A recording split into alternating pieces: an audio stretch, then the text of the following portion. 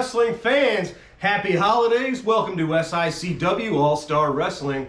I'm Drew Ebenhouse here with, still, thankfully, the promoter, the owner, the everything of SICW, Mr. Herb Simmons. Herb, things got sketchy there for a minute. It was teetering if it went either way. SICW could have either still been in your hands, or who knows what this episode would look like if Stephen E's group, the Faces of Death, would have won the war in Belleville recently. But fans, we're here. We appreciate you being with us. It's a little bit of lightheartedness. It's the holiday spirit, and we're here to chat with a few of the wrestlers. We're here to chat, and hopefully, fans, we appreciate you welcoming us into your home in these holidays. Hope you're all doing well. And Herb, congratulations. We're still here. Well, and we want to just, as we told you last week, it was a tit for tat from November the 23rd, and we're just so thankful to be here this week to tell you that yes, 2024 is winding down with what happened on November the 23rd, like we talked about last week. We can make plans for 2025. Yes, sir. And that's kind of what we're going to do about tonight. So we want you to sit back and just listen. As Dr. Drew said, we're going to be just talking a little bit about how we got to where we are today. And we've got some of the talent that's going to be talking to you, giving you some Christmas cheers, as we might say, as we do each and every year. Well, we needed that these last few months. It got scary here, but now we can celebrate and have a good time. We know that you're going to be in charge. We're heading into May now. FanFest 3, everybody plan from all over the world to come in to St. Louis, the new Hilton, not new, but the Hilton new location for us at the airport. It's going to be an amazing year. We're going to talk about that, and that's what's up. Yeah, we got, like I said, we got quite a few of the talent that you're familiar with, that you see each and every week right here on the program, or if you join us at the Belle Claire Fairgrounds or any of the locations that we go to, whether it be in Sandoval, Breeze, Illinois, Fairmont City, the Shriners, MAC, wherever. You're going to hear from some of those guys, and they're going to talk to you about some of their Christmas cheers for you.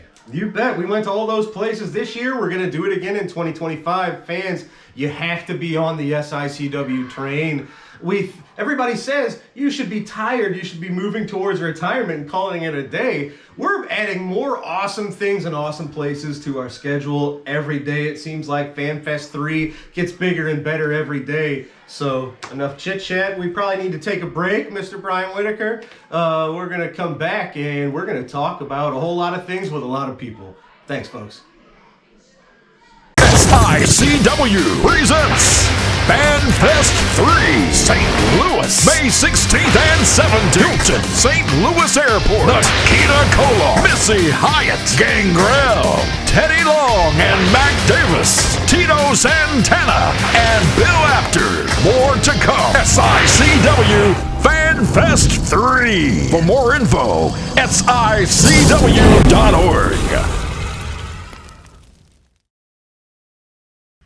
Ladies and gentlemen, I am here with one of our referees, in fact, the senior referee here in SICW. As we've learned with Devastation Incorporated here, throwing fireballs, cheating everywhere they can.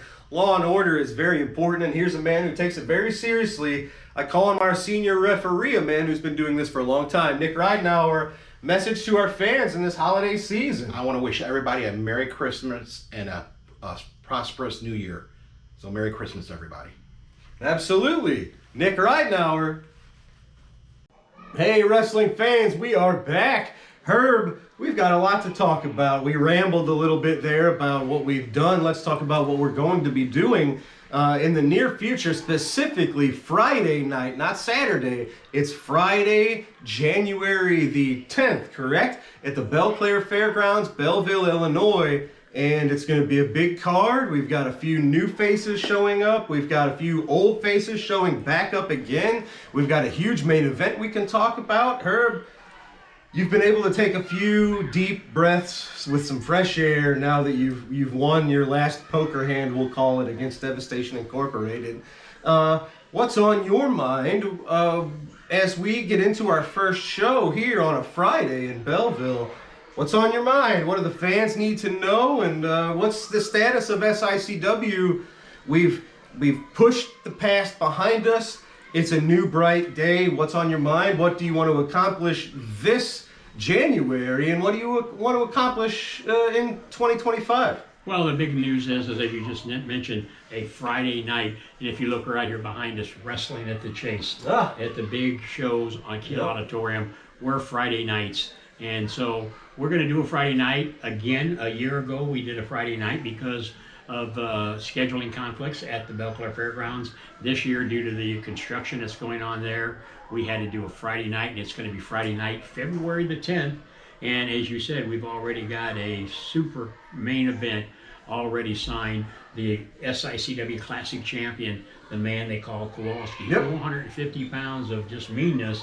Him and Big Nasty Glenn Williams is going to be in one corner, and they're going to be looking across that corner at Belleville's own Bobby D and the Silverback, Big Joe Helms. Yes, sir. And that can go any way. I can tell you that's going to be a match right there. That's worth the price of admission right there. A lot of other matches are in the making, getting put together for that. The thing to remember, it's Friday night. Those doors will open at 6 p.m. Bell time is at 7 o'clock. And we're really excited about another Friday night at the fairgrounds because it's kind of keeping a history of Wrestling at the Chase at the Kiel Auditorium alive. And, as we move forward over January, February, you had talked about all the years that SICW has been there. February will be the 52nd year of SICW. Wow. A long time. February, not just the 52nd year of SICW, the 52nd anniversary of yourself in the wrestling business. Herb Simmons, with the recent, I probably shouldn't even go there, we'll call it a forced retirement of Mr. McMahon. By my calculations, you're the longest running active professional wrestling promoter in the world on this planet. So that's got to be a pretty cool feather in your cap. Yes, it is. I mean, I don't ponder on that. My baby. No, it's a source of pride for myself and for all of the folks you're going to see here. My baby is the SICW because of guys like yourself. As we talked about, you were supposed to be gone if things went the other way. Yeah, I wouldn't be here. That's not going to happen, as we know now. But, for 52 years, I've seen a lot of guys come and go in the locker room of SICW, but I've had so much help along the way. When you look back at some of these guys on this poster right here, starting with the tutelage of Sam Muchnick, his protege Larry Matisek, Bruiser Brody, Greg the Hammer Valentine. A lot of these guys up here, I either had the honor of having them work for us or at least have conversation with them. So that's the sense of pride that I get out of 52 years of being in the business. And let me tell you, I share that same sense of pride. Let me take you back, folks. This is a little, I call it the war room in the East Carondelet Community Center here. And a lot of times I get here before everybody else when we do our TV tapings or for whatever. And we're all tired sometimes. Not everybody's always gung-ho, but whenever I come back here and I question anything, I stand in this room and I look at this poster and I look at all of these faces on this poster and what these men went through and sacrificed so that you and I and your entire locker room and the whole business can still do what they do.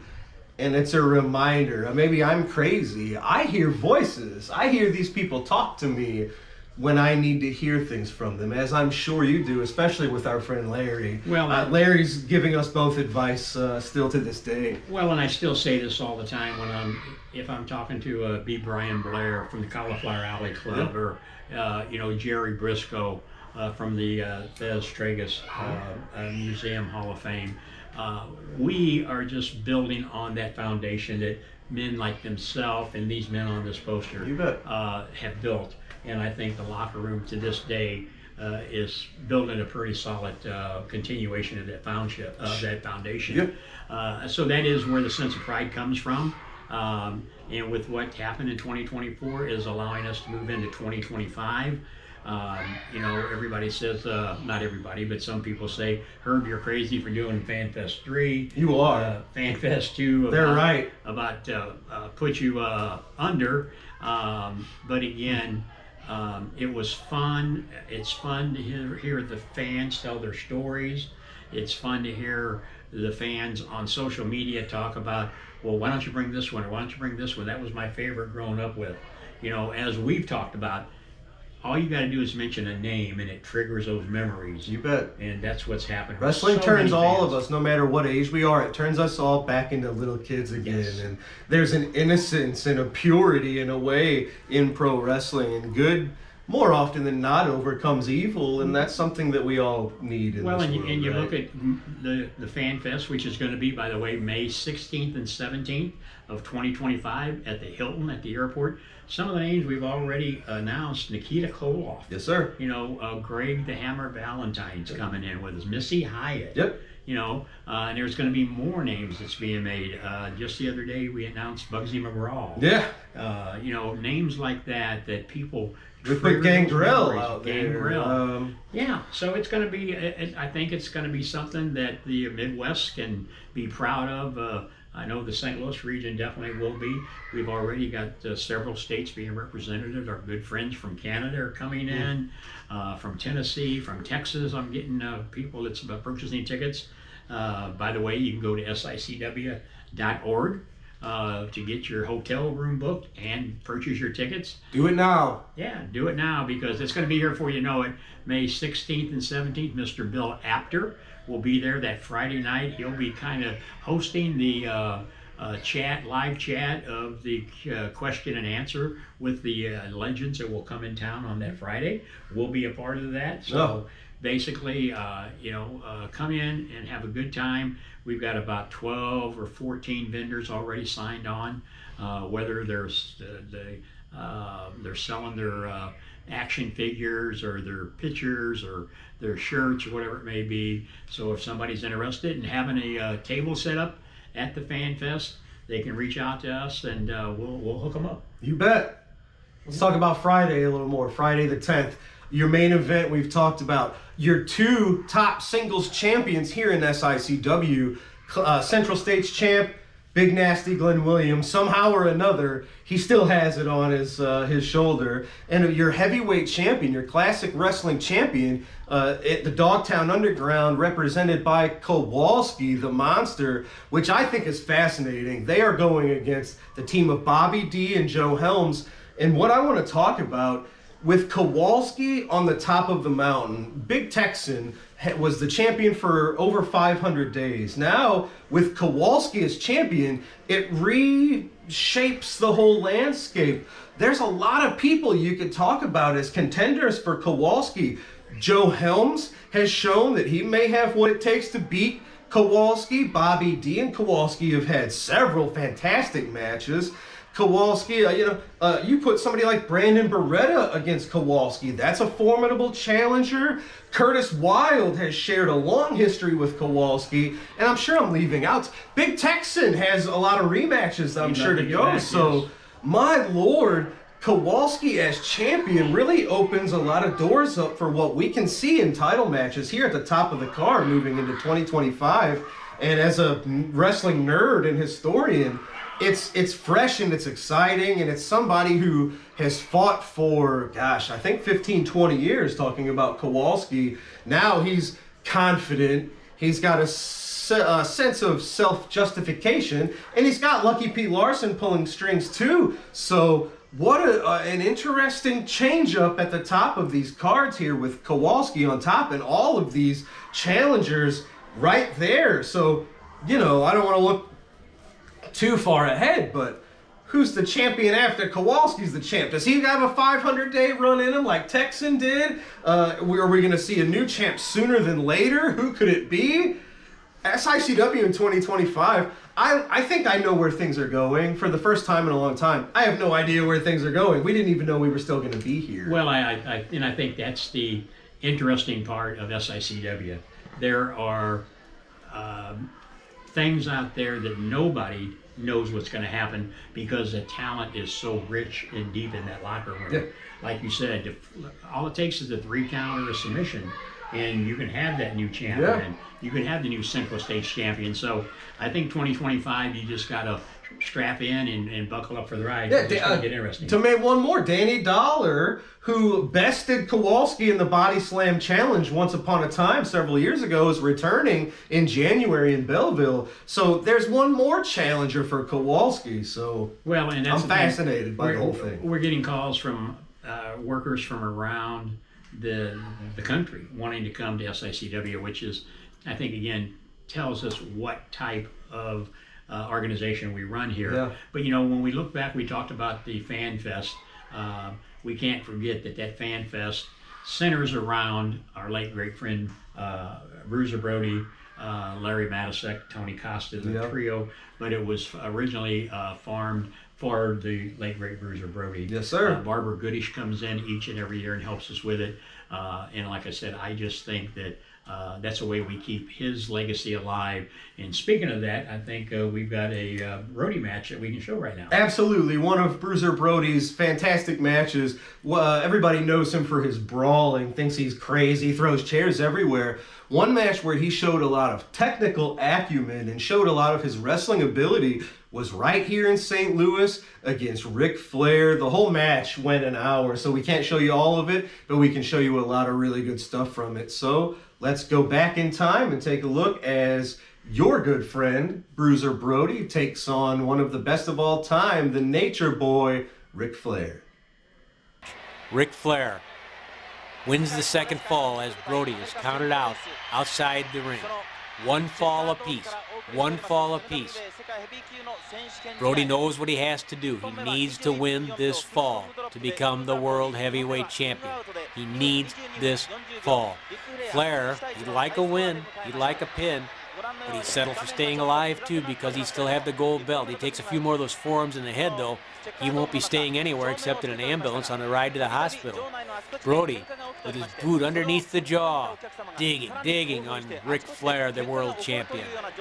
Flair, soaked, exhausted, but he was able to come up with that big fall that he desperately needed to tie this match at one fall apiece.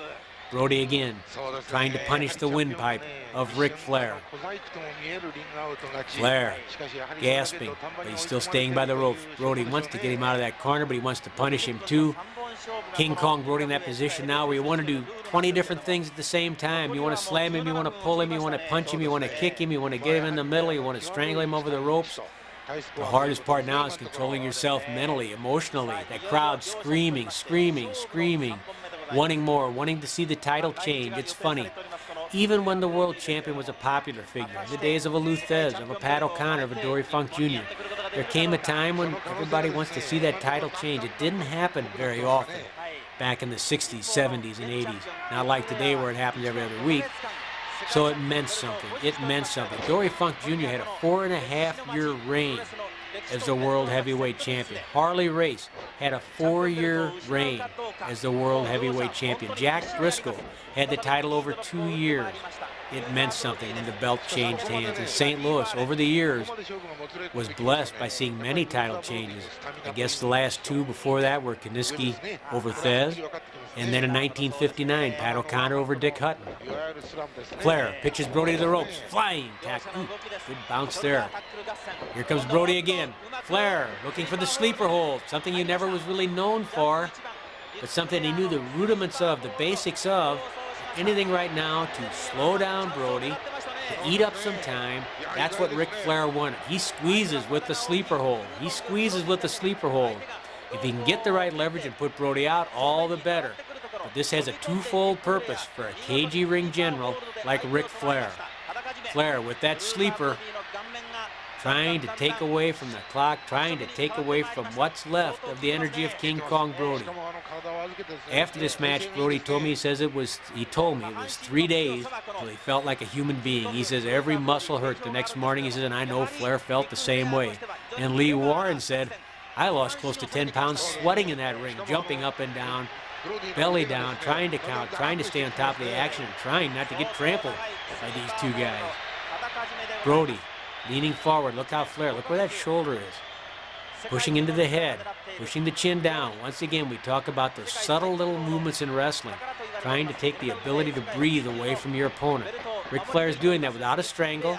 The real pressure is on the side of the neck, just where a sleeper hold should be, trying to cut the blood flow off. Of course, Brody's neck was about as big as a telephone pole, so that's not the easiest thing to do. Flair with the sleeper hold. Brody still very much in it, but feeling some of the effects. Trying to keep the blood flow right there, just moving his hands, moving his arms, trying to keep alive, knowing he has to break out of this. He needs this fall. He needs this fall, and there's one way to do it. He ran towards the corner and rammed Flair right into the top turnbuckle. Flair hung on to the last second when he realized that the superior weight of Brody was pulling him towards the corner. It was almost too late to move, but he still has the advantage. Flying mare by Ric Flair, staggers to the corner, goes for an elbow drop that misses. The elbow drop misses by Flair. Is this Brody's opening? Flair coming up quickly, though. Misses with a roundhouse, and then it's Brody trying to squeeze the head of Flair. I don't know how much Brody knew about the sleeper hold, but he knew if you squeeze a man's blood supply to his brain, you might be able to make him pass out. And basically, he's just squeezing the neck as hard as he can right there. It's brutish, it's powerful, but it's effective as Brody squeezes the neck of Ric Flair, and Flair goes down to one knee. Maybe he can get on top of him. Maybe he can wear him down.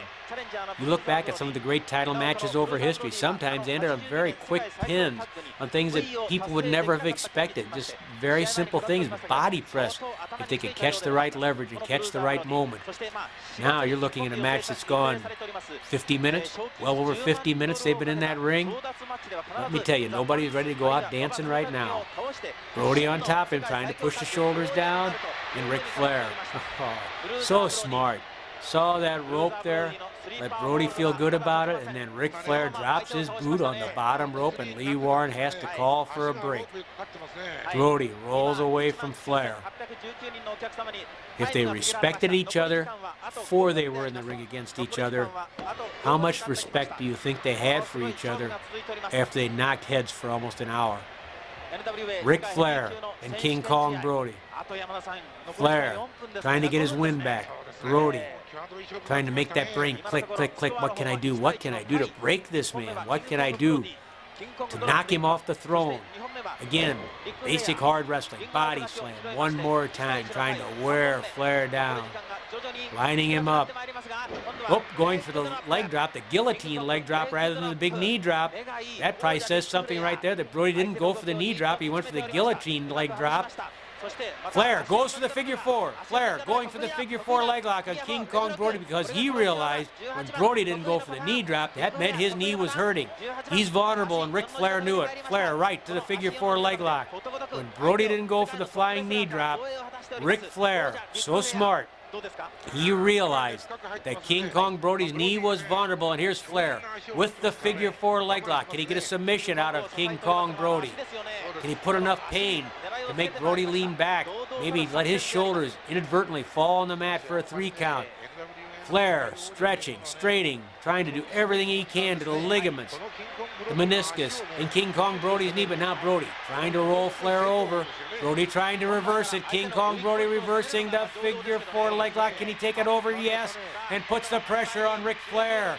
The pressure on Flair as Brody puts all that pressure into the leg of Ric Flair before Flair pops out of the hold, and now both men a little gimpy after the figure four leg lock. Reversed and in its original position has taken a toll on both Flair and Brody. Flair coming up on top of Brody and begins pounding on the head of King Kong Brody. Brody says, I can play that game better than any man alive. King Kong Brody on his feet, raining forearms down on the head of Flair, going for the pile driver. He couldn't get it before. Can he get the pile driver on Ric Flair this time? Yes, he's got him in the air. Look out below as Brody with the pile driver. Oh, ramming the neck and head of Flair into the mat, making sure he had all the leverage in the world as he tried to knock Flair's head right down into his shoulders. This could be it. The count of 1, count of 2, and no. Flair with his boot across the bottom rope. Brody sees it. He knows it. It was a good call. Here he finally got that pile driver, which he tried once earlier in the match, and Flair was able to scoot to the ropes. Elbow drop. Not something you often saw from Brody, but it's desperation time now. Desperation time now, and Brody taking any chance he can. Throwing that elbow and missing. Both men having trouble coming to their feet, trying to find a way. Flair with a chop. Arm whip, Brody to the ropes, ducks, comes off, big boot, right to the face of Ric Flair. Brody coming off with that signature big kick to the face, another kick right to the solar plexus by Brody. Brody whipping him to the ropes, another boot to the head, and Flair is down. Is he down for the count? Look at him fight. Look at him struggle to come back up after all that punishment from King Kong Brody. One more body slam. No, a backbreaker. A backbreaker. Shades of Gene Kiniski. The backbreaker. Beautifully delivered by Brody. Not even realizing where he is now. They're close to the ropes. Flair didn't know he was that close either, and he kicked out, not knowing he could have taken the easy way out. There's no room for error here. Flair looking maybe he could come down from the top on Brody, who came to his feet slowly, but Brody's there waiting. Brody's there waiting with Flair. Sailing through the sky inside the Checker Dome, it's Ric Flair. Compliments of King Kong Brody. Big forearm to the face. Brody leery of going for that knee drop. Think back to that missed knee drop earlier and what a key part of the match that was. Brody obviously had hurt his knee, and he was leery of going for the giant knee drop anymore, especially after the figure 4 leg lock. Flair was able to take one of the signature moves away from King Kong Brody. Brody going for the suplex on Flair. Time running out. Brody going for the suplex. He has him up in the air. Drives him down. Drives him down with the suplex. Going for the pin. Can he get there? Can he get there? No, the referee, the bell has sounded. The bell has sounded. 1 hour has expired as Flair and Brody went at each other, hammer and tong, and here it is. The 1 hour time limit expired with each man having won a fall. The match between King Kong Brody and Ric Flair is a draw, and Ric Flair retains the World Heavyweight title. Okay, fans, you saw it. 2 of the best of all time here in St. Louis, Missouri. Man, Bruiser Brody and Ric Flair. Doesn't get much better than that, does it? Well, if that doesn't show why we are keeping his legacy alive, and nothing against Ric Flair, you know, one of the all-time greats, but Bruiser Brody, anywhere he went, one of a kind. Any show that he ever did for SICW, it was always top-notch. And like I said, I wished he was here, seeing what we are still doing. I wished him and Larry was here. That would be a force to be reckoned with. It wouldn't be the Bruiser Brody Memorial Show. It would be the Bruiser Brody Appreciation Show that he, I think, would be very proud to be looking over and watching. Exactly. Great match. All right. Well, folks, we've got to take a commercial break, and we will be right back with words from some of our roster. I believe Belleville's own Bobby D is on deck. We'll be right back right after this. Hey everybody, this is John Layfield, better known as JBL from the WWE, at one time the longest reigning WWE champion in SmackDown television history, the glory days of professional wrestling. If you like what you're watching, we've got on Backstage Pass, you got to get it now. What were they thinking? A wonderful program of me and Mr. Gerald Briscoe talking about the craziest stories in the history of professional wrestling, all with my partner, Mr. Briscoe, who hired me in 1995. I hired you. What the hell was I thinking?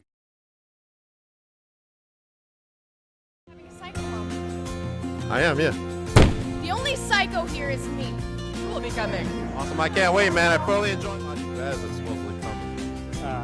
We're gonna overwhelm each other, so. I got a question. Belong? Those belts were around their waist. Hold on.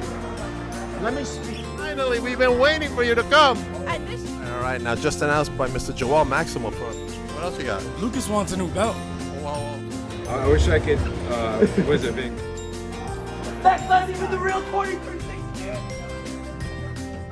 Snapchat? No Snapchat. All right. But today I got a very special guest. If you don't know who I am, I will never follow Papa Dank on Twitter.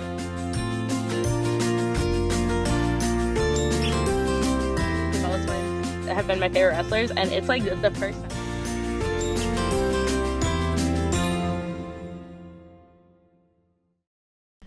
Fans, I am here with another one of our fantastic referees. He's one of the newest referees here on our roster, but he's quickly become one of the best. We love having you here. This is Andy Anderson, ladies and gentlemen. Andy, we're talking to our fans here in this holiday season. Any words from you to the great wrestling fans? Dr. Drew, 2024 was a phenomenal year here at SICW. I've been so honored to be a part of the team here and just looking forward to what 2025 is going to bring. And SICW fans, come on out, because 2025 is going to be big.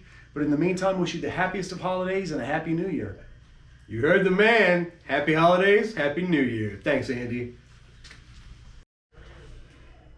Wrestling fans, we are back to SICW All-Star Wrestling here with the, I was going to say former Central States champ, but you're the former lot of things and hopefully a future lot of things, and we're going to talk about all of that. For sure. Bobby D, 2024 has come to an end. We've got a new year in front of us. We've put Devastation Incorporated, and for guys like us, the thought of working for someone other than Herb Simmons, someone like Stephen E., who throws fireballs and subjugates women and all sorts of fun things. I don't know that you and I would even be here if we would have seen something different recently in Belleville.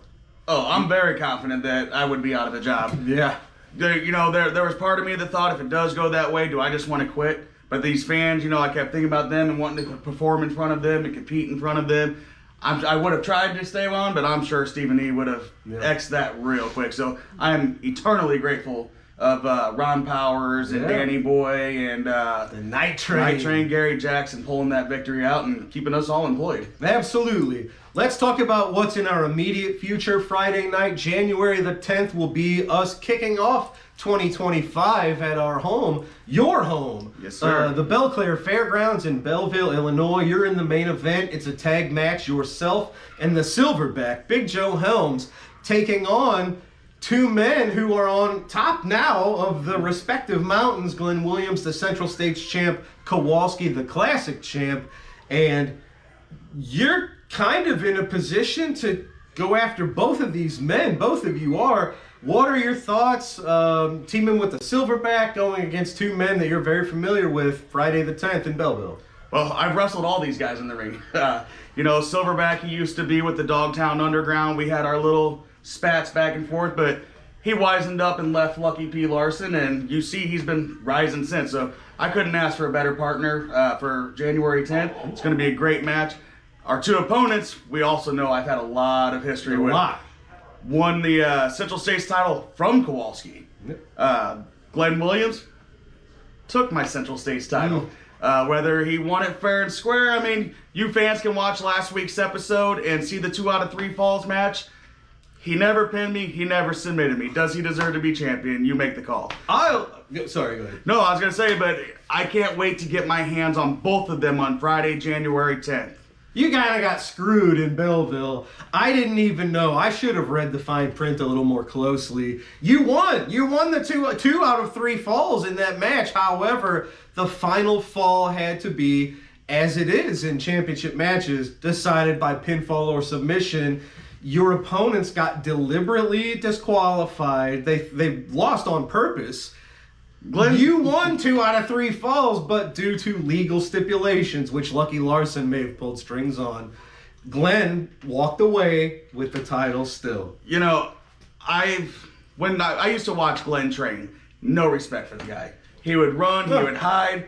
The kid showed that he's got some guts now. You've heard of King of Strong Styles and whatnot. That is the King of Luck style. He somehow manages. You're giving him way an out of idea everything. for T-shirts. They're going to make money off of that. Whatever. The man has fallen out of cages when we don't even traditionally do escape from cages. Nope. You have to win in the cage. He has disqualified to keep his title or my title. The man he wins without winning.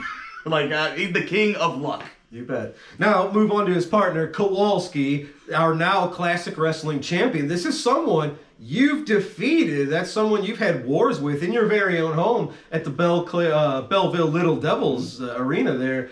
So, where's your mind at as we enter this new year? Do you want to go back after Glenn Williams and become you've already been a 3-time Central States champ. Do you want to be a 4-time champ?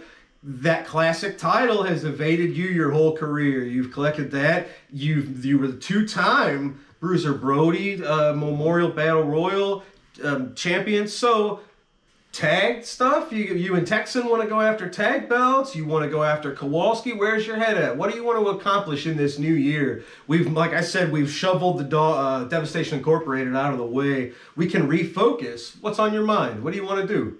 Can I just say yes to all of it? Of course. Kowalski, you're not one to turn down any challenge. No, any fight I'm there for. You know that. Kowalski, he has been one of my biggest, strongest, mentally insane opponents I've ever had.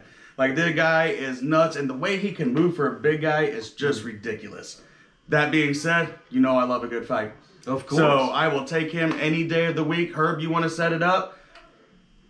Tagging with Big Texan, you know I love doing that too. Of course. Anytime we could just, get down and dirty and just punch someone in the mouth, we're always down. Glenn Williams, though, is still my focus right now. Again, luck, the pure luck of winning without winning. The scales of you two, like he's got one up on you, and he's proud of that. And I feel like you want to knock him down a peg or two. Yeah, and the way he likes to just throw them little jabs in there to just poke at me. It's like I want to punch him in the mouth most. Of course. We can't spoil too much looking into 2025. Could we possibly anticipate another return to the Little Devils and in your not just your hometown, your home arena, your home building? We've had a great time there. Shout out to the Little Devils out there. I got a board meeting coming up. It will happen. I've already talked to the president. We're going to make it official here real soon. Fantastic. Well, ladies and gentlemen, Bobby D, this is a man that can go after any title we have and is ready for any challenge. We appreciate you. You've been a big part of SICW these last few years. Before we get out of here, it's the holiday season. We're all in a good mood. Look into that camera. Anything you want to say to all your great fans, all the Little Devils that are out there, anybody who's supported Bobby D through these years? Just keep on cheering for me. It helps motivate me to whole new levels. Keep doing your homework. Be good. Work hard. You can achieve anything. And Merry Christmas to everybody out there tonight. Bobby D, ladies and gentlemen, we appreciate you, and we will be back with more right after this. Folks, I am here with one of our fantastic referees and our man from Sandoval, Illinois, who's put together now quite a few great shows here in his hometown, but he's great in every town he goes to, Mr. Bill Henson. Bill, it's the holidays. The fans are here watching. What do you have to say to our fantastic fans? Hey, I just want to say 2024 was a great year. There's been some ups, there have been some downs, but I am looking forward to 2025. I just want to wish everybody a very Merry Christmas and a fantastic New Year. Can I dig a little deep? Do it, sure can. Do you think Sandoval 2025? What do you think? Oh my goodness, everybody's been asking for it. They want SICW back. Yeah. So we're looking forward to it. Fans, keep an eye on us, SICW 2025. Mr. Henson, we appreciate you, sir. Happy holidays, fans. Thank you. Wrestling fans, I am here with the couple from the wild side. It is Wildfire herself and the volatile one, Mr. Curtis Wild. Guys, you've gone through a lot of ups and downs here in SICW. First of all, congratulations. You both recently celebrated your 10th year anniversary here in SICW. That's right. Yeah, I'm going to let you get in on that too, man. We didn't used to be that way. We didn't used to be tight like that. But in the 10 years, we've come around. We're a little tighter now. But you've been there for some really historic moments throughout that 10-year tenure. And we appreciate some of the history that we have together and some of the memories that we created. So it's been likewise. And wow, you mentioned that it's been a roller coaster. It has been a roller coaster. It has been an absolute roller coaster. It has went from the fans absolutely despising us, everything we do, everything we said, and they would boo us out of the buildings. Calling you Sippy Cup. I'm going to let the fans in real quick. It's the end of the year. We're celebrating 2024 on one of the most powerful moments I've ever had in professional wrestling. And it wasn't when we were on the fans' good side. We came out and the fans hated us so much that when they booed, I threw my hands up like this and they booed, and it made me take a step back. Yeah. The sound waves made me take a step back. That's what SICW fans are all about. That's what SICW fans do. They throw their heart into it. Yeah. They throw their soul into it, and then it came around. It came around. It went full circle. You talk about shockwaves. I've experienced it. Let's get wild. Coming from the audience, sending their love, their energy to you guys, propelling you to success, which you've had in 2024. You now reign atop the tag team division, one half of the tag team champions with Billy McNeil. Right. Shout out to Billy McNeil. You're in a good spot, I think, with Kowalski as champion. The challengers list has shuffled. You should be at the top of that list. You know Kowalski very well. Of course, we talked about flipping sides.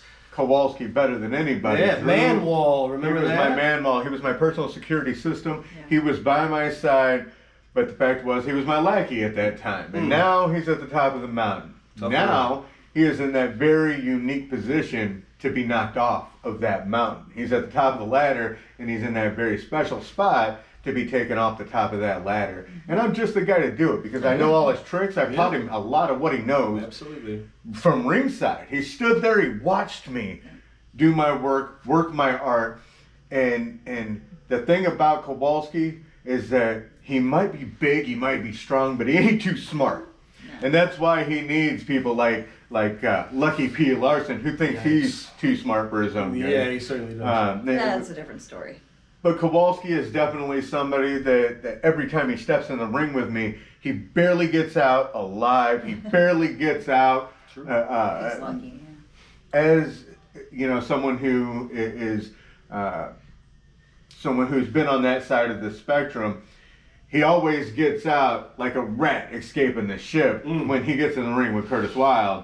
And Kowalski, anytime we get into the ring, you're just that close. You're just that close from me putting your lights out, and you know it, son, and you know it. But let's get back around because 2024 has been a big deal. It has been the first time that I've had a tag team championship.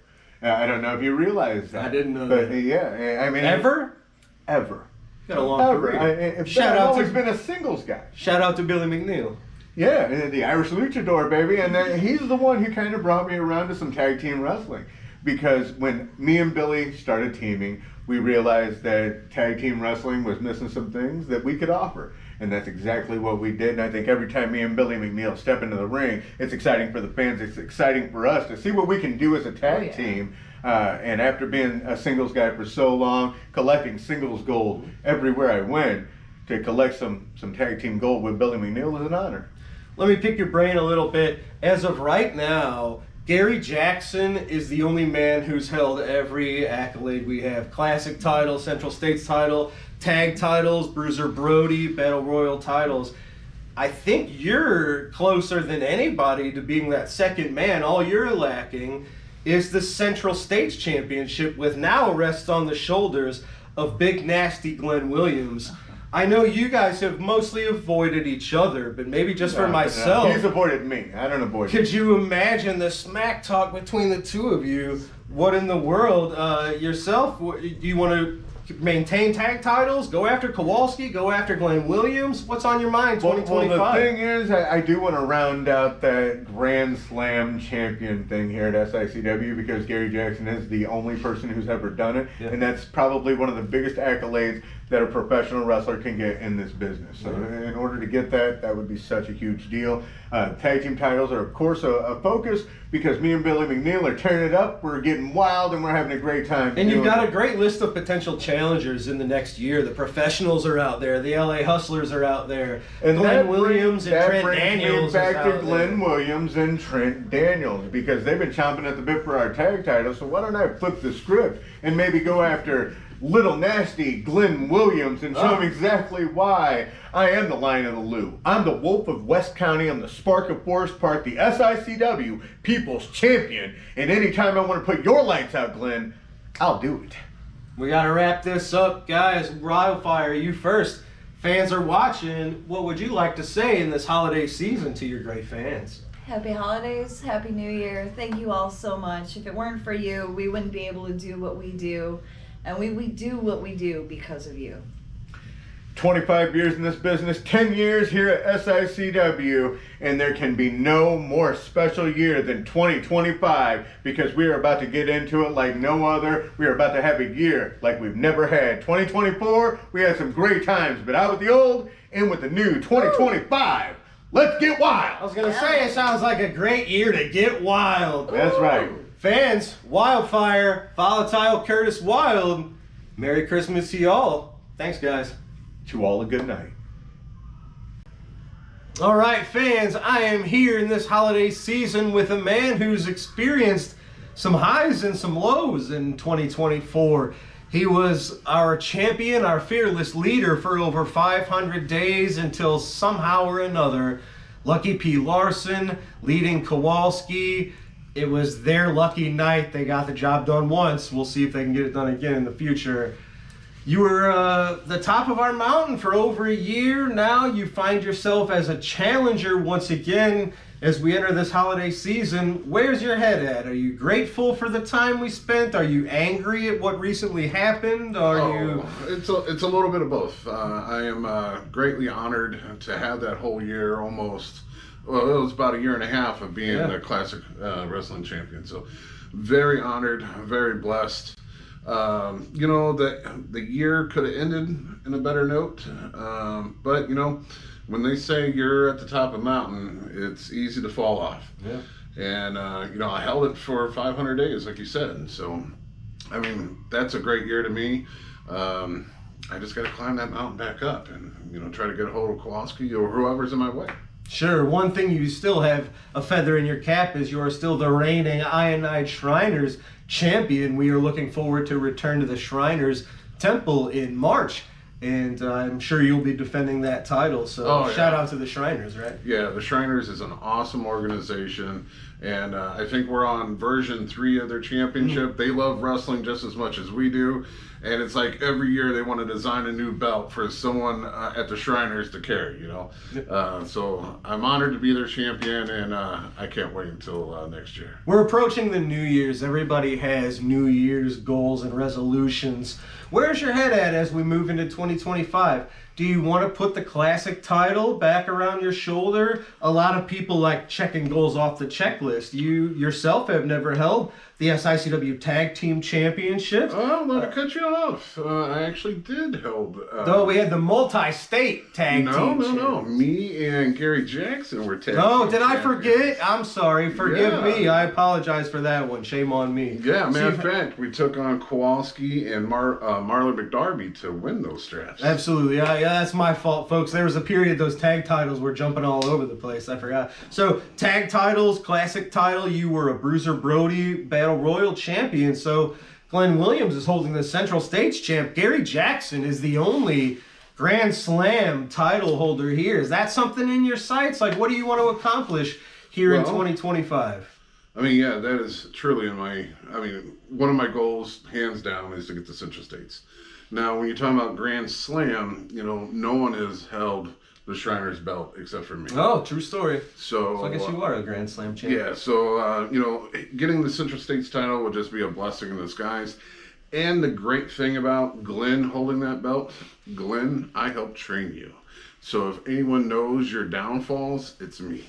So I have a good shot at taking that belt whenever I want it. But the classic strap. Before you move on with Glenn, I think there's more than 1 or 2 or 3 people that would love to see that lariat smash Glenn in the face. Oh, so, I'll tell you what, it's been a blessing to tag with my brother-in-law, Bobby D. And I think even if we move into the tag team scenes with that, me and Bobby click. Honestly, if you're holding gold and it's not around my waist, you never know, I could be coming for you. All right, Jim, we got to get out of here.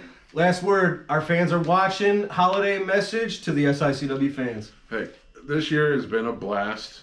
And without your love and support like you given me to get me up to that mountain, to, pretty much push me into that classic title range and win that belt. I love you guys. Merry Christmas. Have a Happy New Year. And we'll see you next year. SICW fans, this is the end of our show, and I am here with the one and only Gary, a lot of our current, I'll call it salvation, started with you. When Devastation Incorporated was throwing fireballs at everybody, was ganging up on everybody, it was you who stood up and said, you know what? Getting the band back together. You got the band back together. Yourself, with Ron Powers, with Danny Boy Hawkins, with Cowboy Bob Orton, were enough to stand up when it counted and chase off the invading threat of Devastation Incorporated. So in a way, Gary, you saved us. Thank you. You saved me. You saved everything we do. First of all, I would like to say hello to our SICW fans who stood behind us 110%. Without the great fans of SICW, again, it wouldn't have been the band. But when the band got together and we rehearsed a couple of times, we was on the same tune. Everybody know what happened at the end of November, the big show in Belleville. We had a lot of fights that we lost, but we came together and won the battle. Absolutely. There's some great photographs that all of our great fans have sent in from that night. One of them has Haku getting ready to hit you with a strike. The look in your eyes, it was like, oh my God, this is real. We've talked about it for months, but now when you were in the midst of battle, when you were in the midst of war, how did you dig down deep to find what it took to face Haku, the Barbarian, Attila Khan? How did you do it? For the fans who don't know, my career goes back, 30 years, 40 years. This is not the first time I've been in the ring with those guys. But I told my friends, I told my teammates, I told myself, we're going to weather through the storm. We're going to get this done. Yeah. Because, pain is temporary, pride is forever, Daddy. Yeah, and you were right because you won. You came out the top. We are entering the holiday season and the New Year's. You're a man who always likes to give a great message to the fans. This is one of our last shows for 2024. Look into the camera, send a message to our loyal fans who have been with us. I've been here 12 years, you've been here longer. Herb's been here longer than both of us. Yes. To everybody who's always supported us out there, and yeah, I'm looking at all of you folks. What do you say to these fans? I would like to say, first of all, I'd like to thank Herb Simmons. Herb Simmons is the ones who gave me a break. I would like to thank Ron Powers and Danny Boy, who answered the phone when I called him. I'd like to thank the great fans of SICW for coming out each and every time, regardless if we was in Belleville, regardless if we was in East Crononette, if we was in Collegeville, wherever we went, the fans showed up and they showed out. So, in 2024, the way we did, beating Devastation Incorporated, come 2025, we're going to pick up where we left off at, and we're going to continue to give the fans more great action from SICW. Yes, sir. Hit them with the rules. Rule number 1 is we coming to win. Rule number 2 is we refuse to lose. Rule number 3 is we're going to do our best to beat you. And ladies and gentlemen, rule number 4 is the most important rule of them all. If you know it, say it with me. Don't forget the rules. All aboard the night train. Ladies and gentlemen, that's going to do it for this episode of SICW All-Star Wrestling. For Gary Jackson, for everyone else you've seen here tonight, I'm Drew Ebenhaus. We'll see you next week. And Gary, happy holidays to all, and to all, a good night. Remember, nothing stops a train. All aboard